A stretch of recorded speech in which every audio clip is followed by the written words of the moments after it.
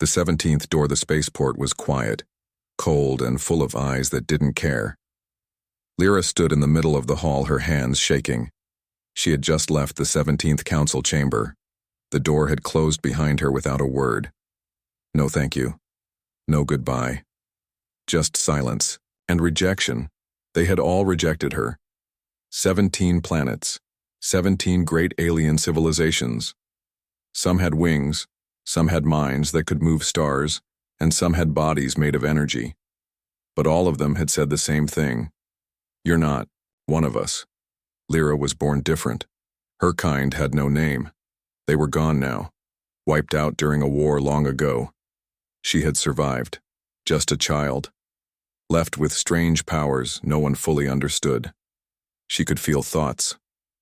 Not just red minds. She could feel emotions, memories, pain, joy. She could connect. But no one wanted connection. They wanted power, control, and she didn't fit. Lyra sat down on a bench near the spaceport window. Stars moved quietly outside. Ships came and went. But none were for her. She looked down at the small bag she carried. It held everything she had left.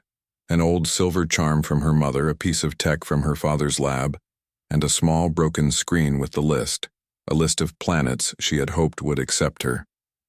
There were only 18 names. 17 were now crossed out.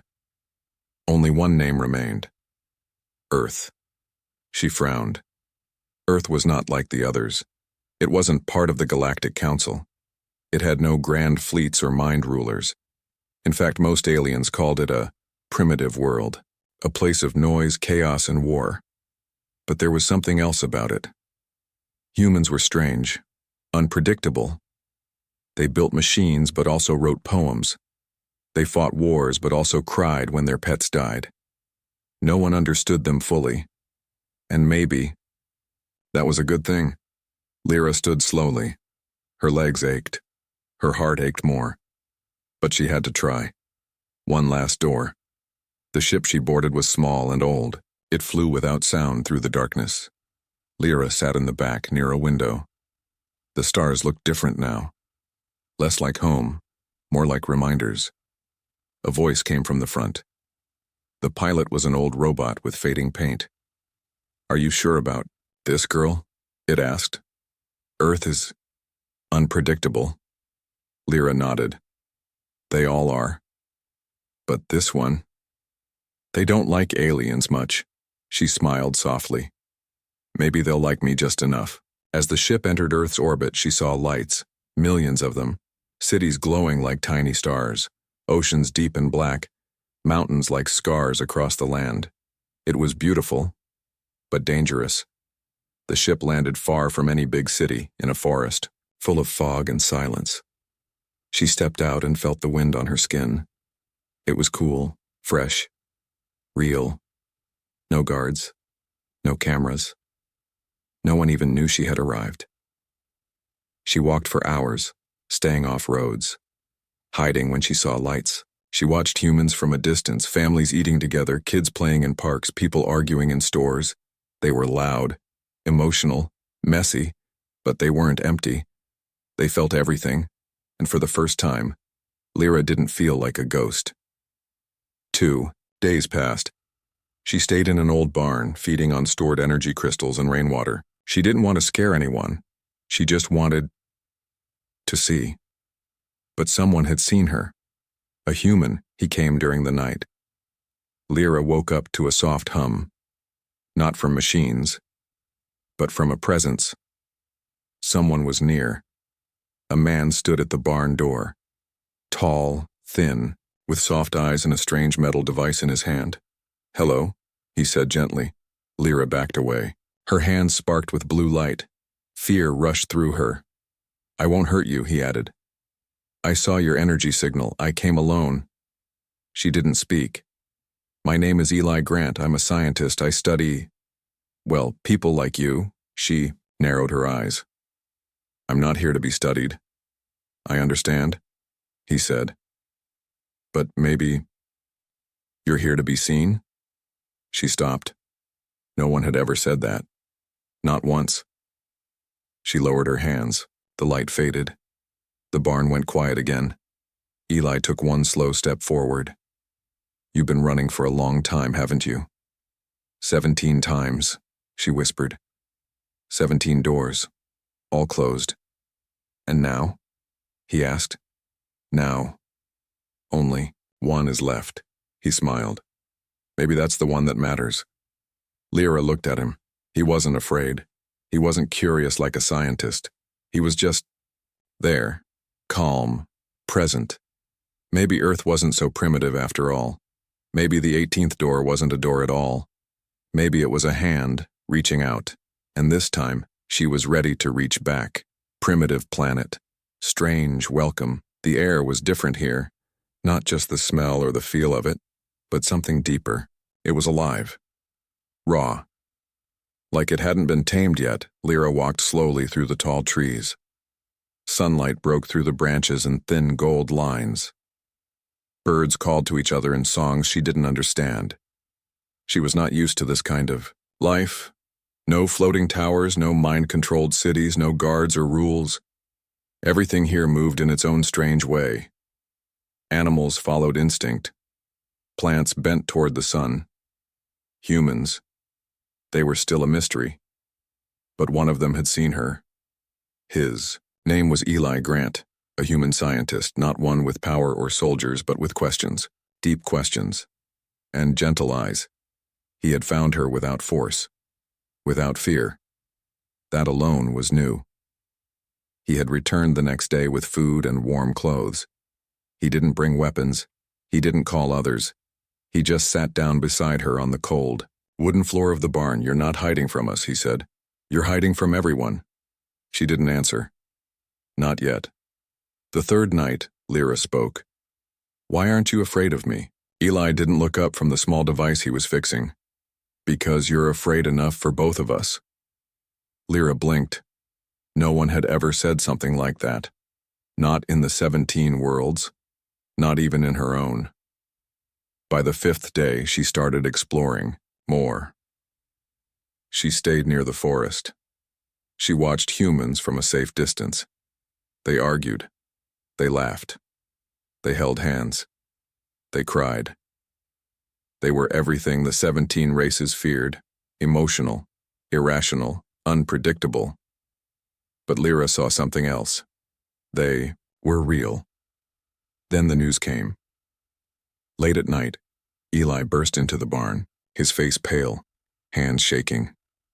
"They found your signal," he whispered. "Who?" she asked. "Not Earth," he said. "Them, the 17. Lyra's heart sank. "They're coming? They already sent a probe. Government satellites tracked it.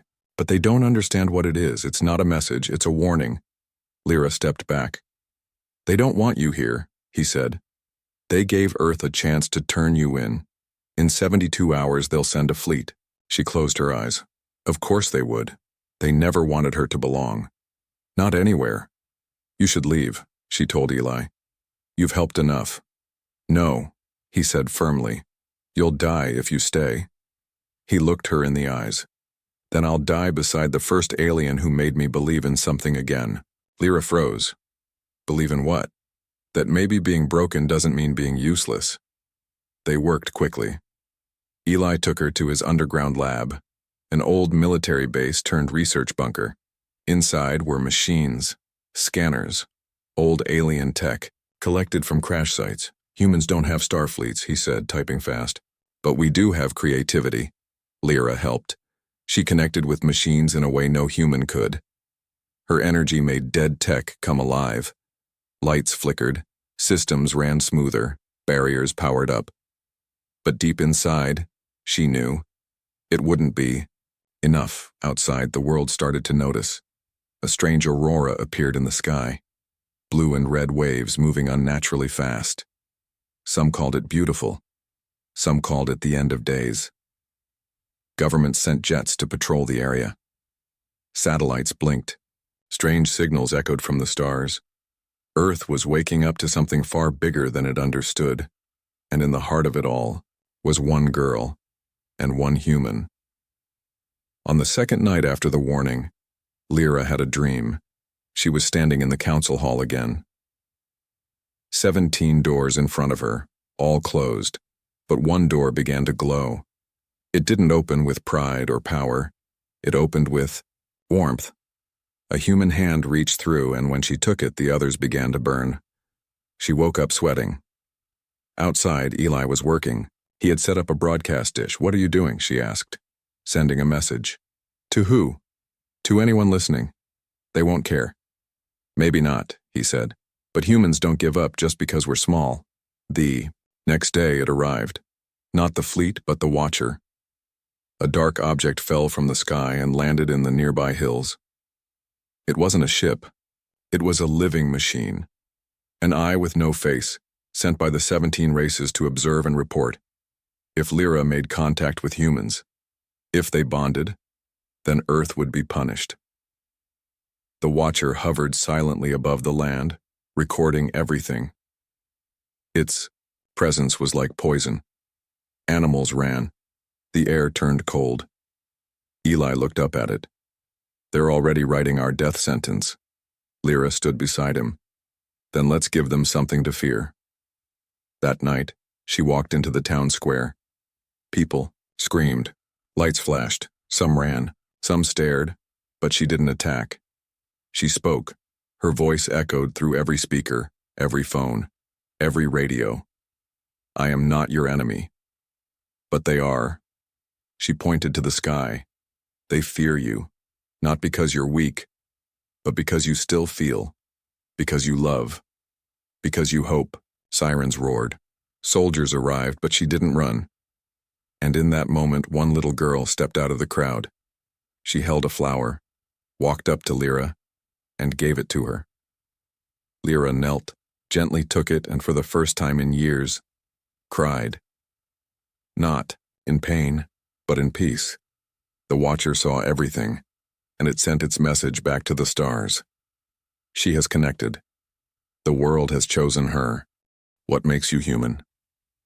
Lyra sat in silence. The flower still rested in her hand. Soft, real, fragile. But in that moment, it had become something stronger than any weapon she had ever seen. A symbol. A small human child had crossed fear and given her hope, and the Watcher had seen it all. Hours passed. Soldiers came. They surrounded the square. Drones hovered. The air buzzed with tension. Eli arrived just in time. He ran past guards, shouting, waving his ID. "She's not dangerous," he yelled. "She saved us from what's coming." But the soldiers didn't listen. They aimed their weapons. Lyra stood tall. She raised her hands, not to fight but to show she wasn't afraid. Then, her body began to glow. A soft blue light. Calm. Steady. The same light she used to hide all her life. This time, she used it to speak. Her voice echoed through the minds of every person in that town, not through speakers, not through sound, through feeling. "I came here to hide. They chased me across the stars. 17 worlds said I was too broken, too weak. But you felt fear and still gave me a flower. That is not weakness. That is strength." One by one, soldiers lowered their weapons, not because they understood, but because they felt her truth. But far above them, in orbit, the Watcher prepared its next signal. This time it would not send a warning. This time it would send coordinates, and the 17 races would come, not with words, but with war. Back in Eli's lab, things moved fast. "You started something," he told her. "The internet is full of you now. Some people are scared, but some, they're amazed." "Amazed?" she asked. "Yeah, they're calling you the soul speaker. They've never seen someone speak with emotions like that, but they don't know what's coming." "We do," Eli said, "and we'll be ready." They began building a signal shield, something that could block the Watcher's call. It wouldn't last long, maybe a few hours, but it could delay the enemy. While Eli worked with machines, Lyra worked with people, not just scientists. Kids, artists, teachers, old farmers. They came to her, not with fear but with curiosity. They asked questions. What do stars sound like? Do you sleep like us? Why are you alone?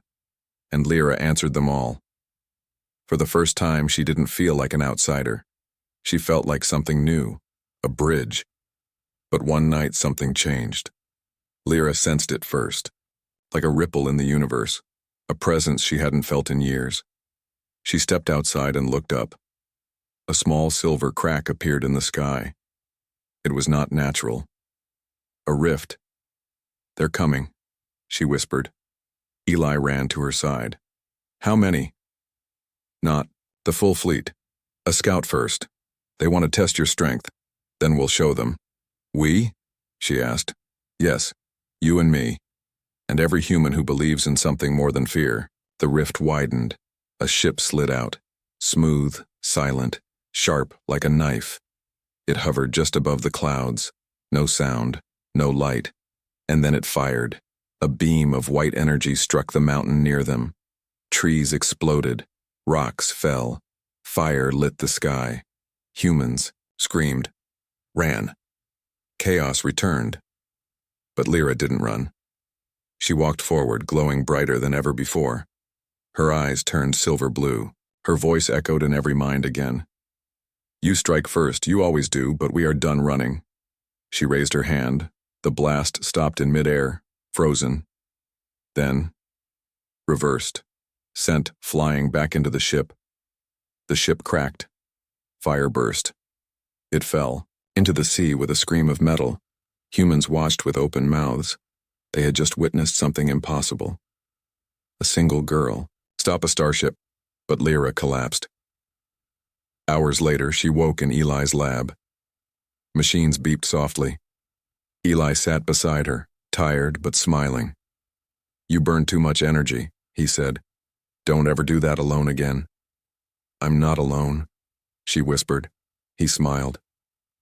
You're damn right. The next day, the whole world changed. Governments stopped arguing. Cities built signal jammers using Lyra's energy patterns. News showed her face everywhere. Some still feared her, but many called her hope. And then the call came.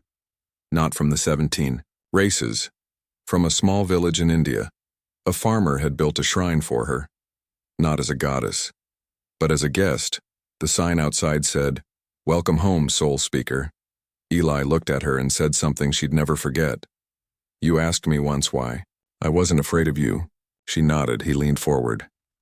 Because being human isn't about blood or birth. It's about choice. And today, you chose us. Now it's time we choose you. The Watcher sent one final signal before the humans shut it down. It read, She has bonded. The planet is rising. They are no longer alone. Hunted again, Lyra stood on the rooftop of the Science Center, watching smoke rise in the far distance. She wasn't sure what city it was, maybe in China, maybe in Africa. But the fire meant only one thing. The hunt had started again. The destruction of the scout ship had not gone unnoticed. Lyra's power had been seen across the galaxy. The 17 civilizations that once rejected her were now afraid. They couldn't allow her to connect with humans, because if she did, others might follow, and the 17 would lose control. In the sky, strange, clouds began to form, thunder without storms, wind without weather.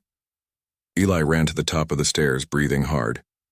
We picked up new signals, he said. 3 ships, no markings, fast, and they're using cloaking tech. Lyra didn't speak. She already knew. These weren't scouts. They were assassins. Around the world, news was split. Some leaders called for Lyra's protection. Others said she was too dangerous. A few even started to secretly cooperate with the 17, trading human data in exchange for protection. The world was no longer just watching. It was choosing sides. Eli slammed his hand on the desk. They're dividing us, making us fight each other. It's what they've always done, Lyra said quietly. When they fear something, they break it before it grows. But we won't let them, Eli replied. We protect our own. She looked at him, unsure. Do you really think I'm one of you now? He didn't smile. He didn't joke. He just nodded. You're more human than most humans I know. But that night, betrayal came. One of the governments, no one knew which one, gave away her location. A base in Iceland. An old listening station where Lyra was hiding while she recovered her strength. 3 ships descended silently. Black. Sharp. Made for one thing. Killing. They didn't ask questions, they just opened fire. The ground shook. Ice cracked. The base trembled. Guards were thrown across the room. Alarms screamed. Eli grabbed Lyra's hand. We have to run. No, she said. Her eyes glowed. Her skin began to pulse with energy. But this time it wasn't just calm blue, it was deep violet, the color of grief. She stepped outside, into the freezing snow. Giant machines landed. Sleek alien soldiers stepped out. No faces, no voices, just weapons. They pointed them at her. She didn't flinch. I gave you 17 chances, she said aloud. The aliens didn't respond, and you gave me 17 wounds. Still, no reply. But humans gave me 1 flower. She raised her arms and the snow rose with her. Time seemed to freeze. Bullets stopped mid-air. Energy blasts hung in the sky. Lyra walked forward, each step sending waves of power. She wasn't attacking. She was showing them what they feared, connection. She reached out not with hate, but with memory. In each alien soldier's mind, she sent a vision. A little girl sitting alone, hands glowing, eyes filled with tears, every rejection, every planet, every cruel word. They felt her pain. They dropped their weapons, not because she forced them, but because they finally understood. The ships backed off. The attackers fled. The sky cleared, but Lyra collapsed. Not from pain, from sorrow. I don't want to fight, she whispered. Eli caught her before she hit the snow. You didn't fight, he said. You reminded them they were alive. For 3 days she slept. News spread like wildfire. She had stopped a strike team without violence. Some called it a miracle. Others called it manipulation. But one truth was clear. Lyra was no longer a stranger. She was now at the center of everything. But, deep in the shadows of Earth's politics, something else was moving. A secret meeting, hidden from the public. 5 powerful leaders from different countries sat around a table. A message had arrived from the 17. It said, Earth will fall if she remains. Surrender the girl, or share her fate. The room was silent. One general leaned forward. We can't survive a war with them. Another one replied. But can we survive betraying her? They voted. It wasn't unanimous, but it was enough. Eli got the message 2 hours later. They were coming for her, not aliens this time. Humans. He ran through the base, heart racing. But Lyra was already gone. A note sat on her bed. It said only one thing. I won't let you choose between saving me and saving your world. I'll go to them. Maybe it will end this. She flew alone. High above the clouds, past satellites into open space. A small shuttle. No weapons, no shield. Just a message sent across the stars. You want me, take me. But leave this planet alone. She waited. Cold. Silent. Alone. But far below, Earth began to wake up again. Not with fear, but with fire. Students marched in the streets holding signs. Bring her home. Scientists wore shirts with the words, She is one of us. Artists painted her face on broken walls. Songs were written. Languages translated her name into poems. The world was not letting go, and neither was Eli. He broadcasted a new message to the galaxy. No fear, no begging, just truth. You want to erase her, but she is part of us now, and we will not forget her. Even if you destroy our cities, even if you burn our skies, you will never burn her memory, because humans are not perfect, but we remember, and we rise. In the silence of space, Lyra opened her eyes. She wasn't alone anymore. Not in her mind, not in her heart, and not in her fight. Fear versus faith. The war hadn't started, but something worse had. Doubt. After Lyra left Earth and surrendered herself to the 17, the world didn't explode in flames. No ships attacked, no bombs fell, but instead, the silence became heavy. It wrapped itself around every country, every screen, every heart. People watch the stars now, not in wonder, but in fear. Will they take her? Will they destroy us anyway? Should we have protected her? Or should we have sent her away sooner? No one had answers. World leaders gathered, a meeting that had never happened before. All major powers on one call. The United Space Council, defense commanders, top scientists, even spiritual leaders. Their goal: decide Lyra's fate.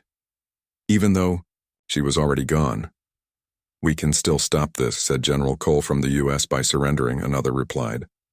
"We already did," someone whispered, and it wasn't enough. Eli Grant sat in a silent room watching the feed. They hadn't invited him, but someone had leaked the access. He listened to every argument. His hands shook, his chest burned, not from anger, but from helplessness. And then something happened. A message from Lyra. She had sent it through a hidden channel coded in light frequencies. Only Eli's lab could receive it. He opened it, no video, no voice, just a sentence. "They don't want me to live, but they need you to forget me. Promise me you won't." He didn't cry. He didn't scream. He stood up and walked out the door. He, drove for 5 hours, no plan, no destination, only one thought. If the powerful won't fight for her, maybe the powerless will. He went to schools, villages, small towns where no one cared about politics, but everyone had heard of the girl who stopped the sky. He told her story, not as a scientist, but as a witness. "She didn't ask us to worship her," he told one group of children. "She only asked us to see her, and we did." Videos of Eli's speeches spread. They weren't polished. They weren't planned. But they were real. And real spreads faster than fear. Soon kids began painting stars on their windows, singing songs they made up about Lyra. One girl in Brazil wrote a poem called "She Felt Like Us." Another boy in Japan sent a letter to the UN. "If she's part of us now, then hurting her means hurting ourselves." Is that what being human means now? The leaders couldn't ignore it. Public pressure built. People didn't want war. They didn't want surrender either. They wanted her back. But deep in orbit, Lyra sat in a prison of light. The 17 didn't speak to her. They didn't torture her. They simply tried to erase her. They shut down her connection to Earth. They filled the air with cold silence. A new voice, calm, mechanical, spoke from the wall. "The humans will forget you. They forget everything eventually." She didn't respond, not with words. Instead, she thought of the flower, the child, Eli's voice. And slowly, her fingers began to glow again. She still had power, not just energy, but memory. And memory was dangerous. Meanwhile, Eli stood at the gates of the World Council building. They had finally invited him. A vote was coming. Should Earth demand her return? If yes, conflict. If no, Earth loses a chance to define its own future. Eli stood before them, not as a scientist, not as a soldier, but as a human. "You fear her because she's different," he began. "But every good thing in our history started with something different. The first wheel, the first fire, the first dream. Some scoffed, others listened. She's not here to conquer us. She's here to teach us, not science, not war, but something we forgot." He paused, then spoke softly. "Connection." The vote began. Countries took their turns. Some said yes. Some said no. Some abstained. The numbers were too close. Until a message came in from the Children's Peace Network. Thousands, of young voices from across the world. Pre-recorded but united, they said, "We don't want a world where kindness gets punished. We don't want to grow up in silence. We want her to come home." The room went quiet. The last country voted. The answer, yes. Earth had made its decision. They would fight not with weapons, but with memory. They activated every satellite they had, broadcasted her story to the stars, sent songs, letters, poems. The 17 tried to block it, but Lyra felt it. In her cell, she closed her eyes, and the silence cracked. The prison shook. Lights flickered. Guards arrived. Machines, faceless. "You are being watched," said the voice. She opened her eyes, and the room exploded in light. On Earth, every screen blinked. A message from Lyra herself appeared. "They tried to erase me, but you remembered, and now I remember who I am." The world roared. People danced in streets. Children held candles under the stars, and in the hearts of millions, faith beat fear. But the 17 were not done. They had one last move. A fleet, the largest ever built, on course for Earth. Ite. 72 hours. The next battle wouldn't be about technology.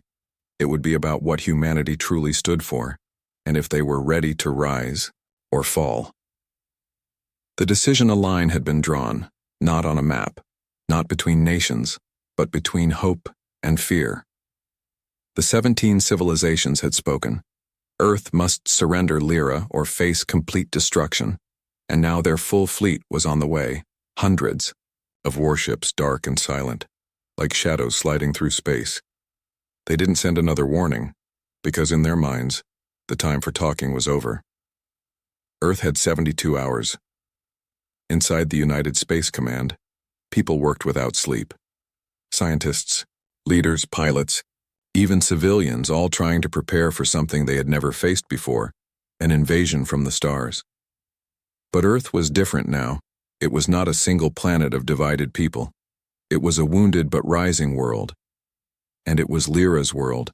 Now, in a hidden lab deep under the mountains of Norway, Lyra sat with Eli, surrounded by light. "They're coming," she said softly. "We know," Eli replied.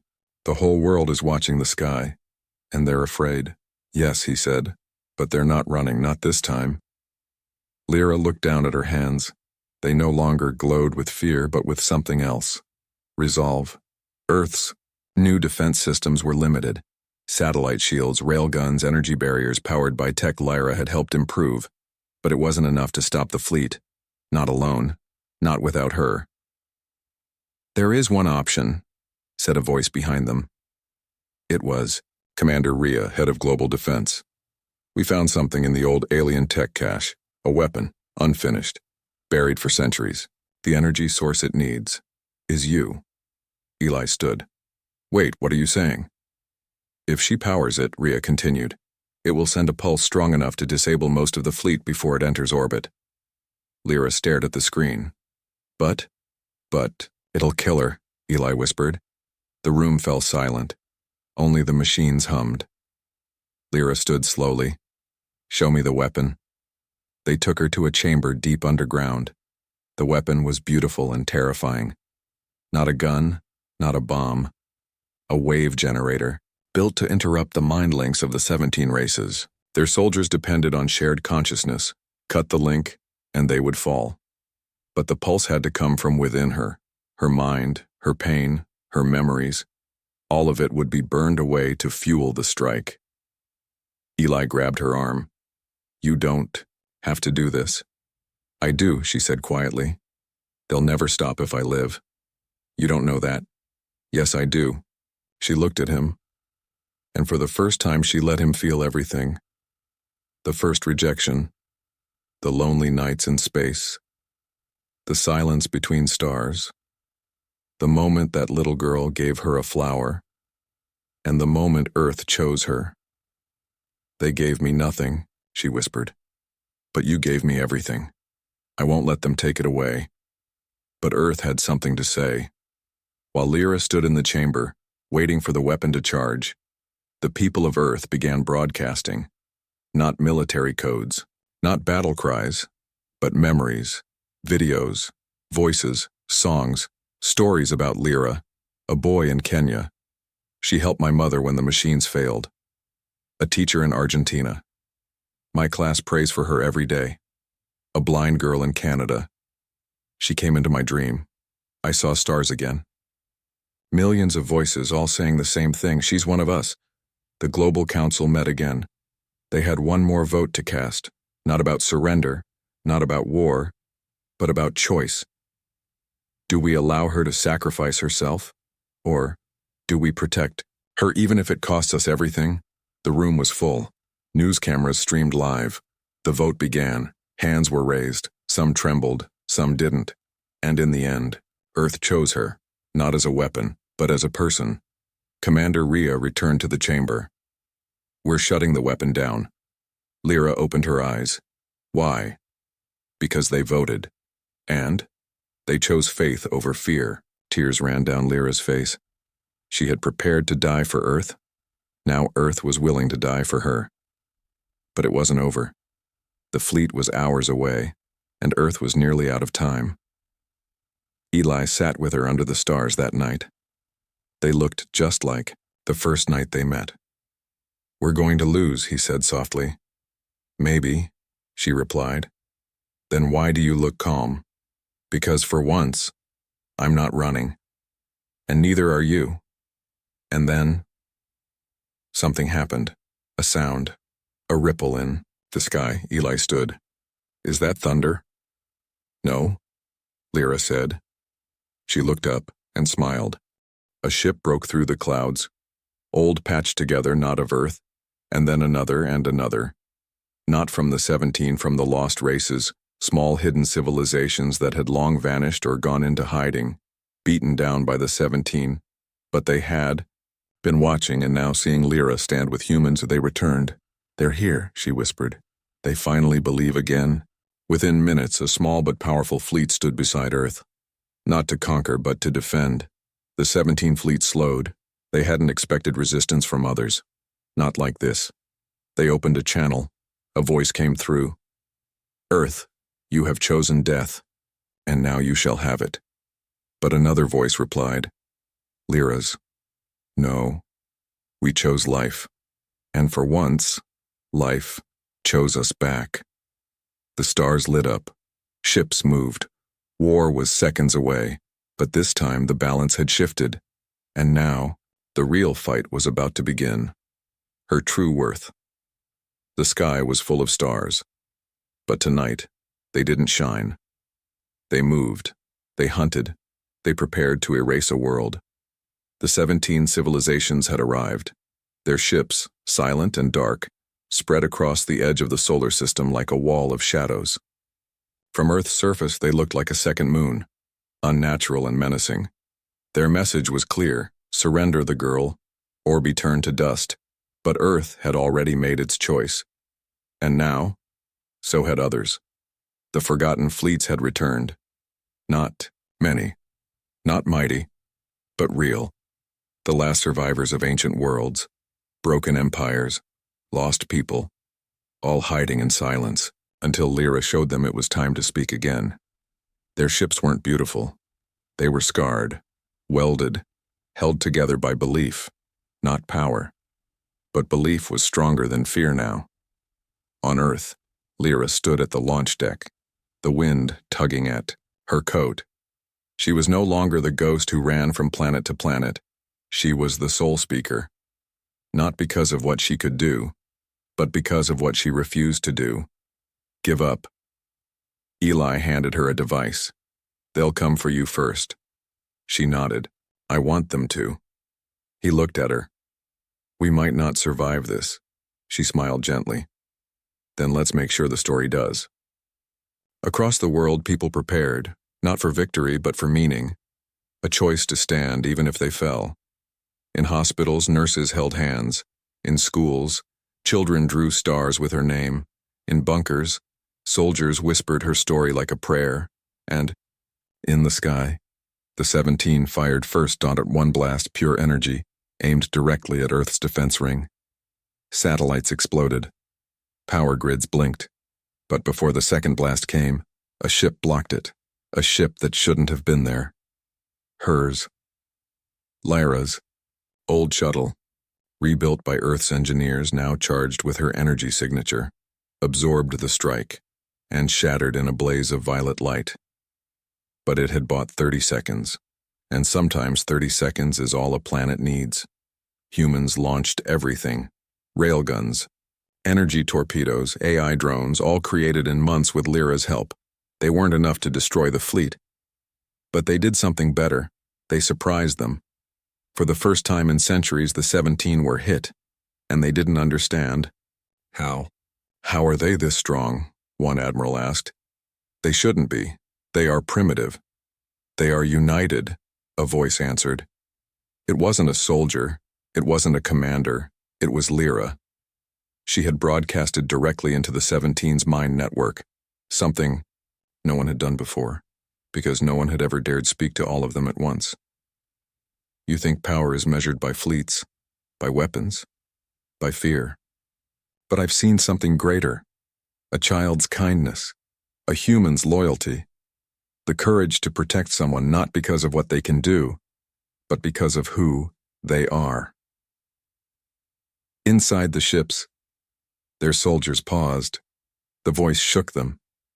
Because she was one of them, and she had survived what they had built to erase her. One of the captains broke rank. He turned his ship away. A second followed. Panic spread in the 17 command. Disconnect them, one shouted. She's infecting the core, but it was too late. She wasn't hacking. She was reminding, because buried deep in the oldest records of the 17 empires was a secret. They were never built on strength. They were built on betrayal. They had once feared the soul speakers and destroyed them out of that fear. And now one had returned. Forgiveness was her weapon. Truth was her fire. Earth launched its final wave. The forgotten fleets joined them, and the 17 broke. Some fled. Some turned on each other. A few kept fighting, desperate to kill what they could not understand. But the tide had turned. On the ground, cities watched the sky light up, not with fire, but with hope. Humans saw it, not as war, but as awakening. In orbit, Lyra stood aboard a bridge of light, a ship built around her energy. She had become something new, not a weapon, not a leader, but a living signal. Eli's voice came through. It's ending, she replied quietly. It's beginning. One last ship charged toward Earth, the final destroyer. It had no crew, only code. A last spiteful machine. Too fast, too strong. No time to stop it, unless someone got in front of it. Eli screamed through the comm. Don't you dare! But Lyra had already. Even she faced it, alone, and smiled. This is who I am. Not because they rejected me, but because you accepted me. She released all her energy in one final pulse. Not to kill, not to destroy, but to connect.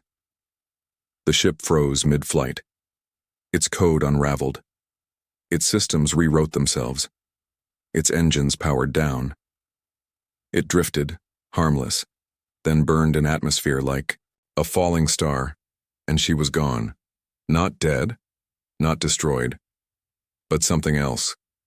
Every screen across Earth went dark, then lit up with her voice. Calm, gentle, real. I was never meant to be a weapon. I was meant to be a bridge between power and peace, between stars and hearts, between fear and faith. Thank you for showing me who I truly am. Months passed. No more attacks. The 17 fractured, lost control of their empires. Many worlds began reaching out, asking Earth for help, for guidance, for peace. Earth became something new, not a survivor, a symbol. Eli opened a school called the Soul Garden. Every child learned about her, not as a myth, but as a mirror. One day a strange signal appeared in the sky. A small shimmer of violet light. It didn't speak. It didn't land, but inside every human heart, they felt her, still watching, still smiling, still believing, because in the end, after 17 brutal rejections, one human saw her true worth, and through that one spark, she lit up the galaxy.